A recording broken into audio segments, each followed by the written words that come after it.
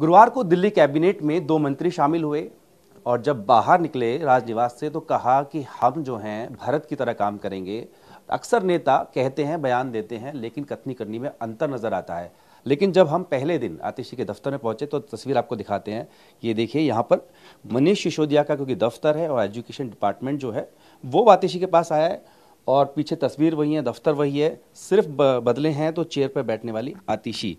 ये बिल्कुल पूरी चीज ये पहले की रखी है आपने। देखिए, हमारी नज़र में मनीष सिसोदिया जी दिल्ली के शिक्षा मंत्री थे, दिल्ली के शिक्षा मंत्री हैं और वही दिल्ली के शिक्षा मंत्री रहेंगे। केंद्र सरकार चाहे जितने झूठे आरोप लगाकर उनको, सत्येंद्र जी को जेल में डाल दे, लेकिन जो काम मनीष जी और सत्येंद्र जी ने किया है, चाहे शिक्षा में हो चाहे स्वास्थ्य में हो, उस पर से दिल्ली वालों को और हमको नहीं, पूरे देश को गर्व है। और पूरे देश ये देख रहा है कि किस तरह से जनता के लिए काम करने वालों पर झूठे आरोप लगाए जा रहे हैं, उनको झूठे केसेस में जेल भेजा जा रहा है। मंत्रालय बड़ा है तो लोगों की उम्मीदें भी इतनी बड़ी होंगी। देखिए, हमारी सबसे पहली और सबसे बड़ी जिम्मेदारी दिल्ली के लोगों के प्रति है और यही दिल्ली के लोगों के काम रोकने की कोशिश के तहत ही मनीष जी और सत्येंद्र जी को जेल में डाला गया है। लेकिन हम भारतीय जनता पार्टी को कहना चाहते हैं कि वो चाहे आम आदमी पार्टी के कितने भी नेताओं को जेल में डाल दें, हम दिल्ली वालों के लिए काम करते रहेंगे। काम हम बिल्कुल भी रुकने नहीं देंगे। कल जब आप भारत से तुलना कर रहे थे तो भगवान राम जब गए थे वनवास तो उनका वनवास का समय निश्चित था, लेकिन यहाँ थोड़ा निश्चितता नहीं दिख रही है। पहले सीबीआई ने अरेस्ट किया, ईडी ने अरेस्ट कर लिया है, तो इंतजार लंबा भी हो सकता है।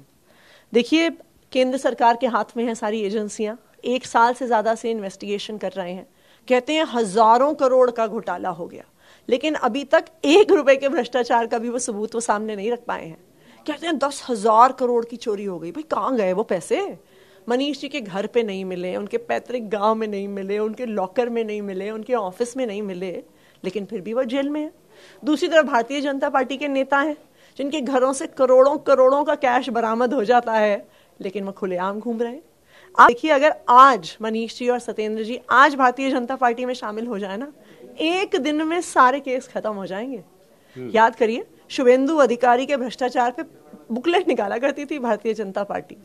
शुभेंदु अधिकारी के शारदा स्कैम पे 2-2 चुनाव लड़ लिए पश्चिम बंगाल में भारतीय जनता पार्टी ने, लेकिन फिर उन्होंने बीजेपी ज्वाइन कर ली। वो बीजेपी की वॉशिंग मशीन में धुल गए, उनका सारा भ्रष्टाचार खत्म हो गया। लेकिन हम सच्चाई की लड़ाई पहले भी लड़ते रहे थे और आगे भी जरूर लड़ते रहेंगे, वो चाहे हमारे कितने भी नेताओं को जेल में डाल दें। विपक्ष तो लगातार लामबंद है। अभी भी अगर देखें तो दफ्तर के बाहर में जो है बाकायदा तिहाड़ जेल बनाई गई है और उसमें मनीष जी को, सत्येंद्र को दिखाया गया है। बीजेपी, मैं तो भारतीय जनता पार्टी से कहूंगी कि अगर हिम्मत है तो अपने किसी राज्य सरकार का काम दिखाए ना। वो तुलना तो करें कि कोई उनका एक भी मंत्री हो, एक भी शिक्षा मंत्री हो जिसने मनीष सिसोदिया जी की जितना अच्छा काम किया है। उनका एक भी कोई मंत्री हो किसी भी राज्य सरकार में जिन्होंने सरकारी अस्पतालों का काया पलट किया है, एक भी व्यक्ति वो सामने नहीं रख सकते हैं जो मनीष जी और सत्येंद्र जी के साथ तुलना कर सके। प्रतिश जी, ये तो आपके 6 के 6 विभाग बहुत महत्वपूर्ण है, लेकिन अगर देखें टॉप रैंकिंग में तो शिक्षा के बाद बिजली आता है।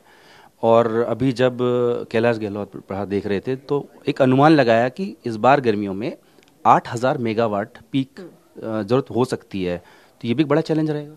नहीं, बिल्कुल ये चैलेंज रहेगा। लेकिन जब से अरविंद केजरीवाल जी की सरकार बनी है, 24 घंटे बिजली और वो भी मुफ्त बिजली हमारा सबसे बड़ा एक तरह से सिग्नेचर प्रोजेक्ट रहा है। अब अरविंद केजरीवाल जी के गाइडेंस के साथ इसको भी हम आगे जरूर कंटिन्यू करेंगे। मेरा आखिरी सवाल, आपने कहा काम करना चाहते हैं, जो मनीष जी छोड़ गए हैं उस काम को आगे बढ़ाना चाहते हैं, लेकिन एक शिकायत आपकी पहले भी रहती थी, एलजी और अधिकारी सहयोग नहीं करते, उसको कैसे निपटेंगे?